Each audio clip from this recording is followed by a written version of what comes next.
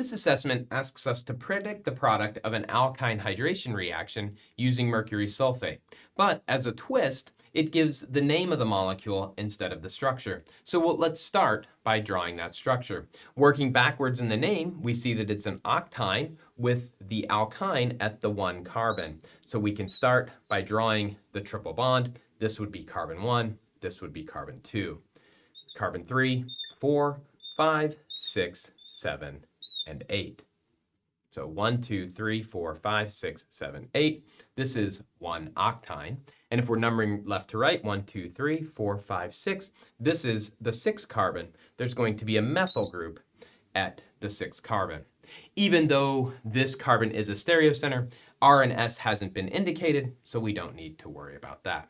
If we take this alkyne and treat it under the conditions given, these conditions are going to put the oxygen at the more substituted carbon. So we're not going to go through a full mechanism of the reaction here, but we are going to point out that the initial intermediate that's going to form is going to be an enol intermediate. Let's make sure we have the carbons right. 1, 2, 3, 4, 5, 6, 7, 8. Methyl is still at the 1, 2, 3, 4, 5, 6. Always check to make sure that we still have the right number of carbons.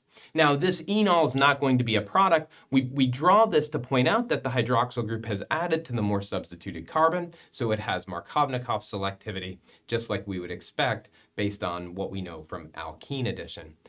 This enol is actually going to tautomerize. Again, we won't show the mechanism, but it tautomerizes to the more favorable ketone side of the equilibrium. Make sure we have the right number of carbons. 1, 2, 3, 4, 5, 6, 7, 8. 1, 2, 3, 4, 5, 6. Put the methyl group at the 6th carbon. This is the ketone that would be produced if 6-methyl-oct-1-ine reacted under the conditions shown.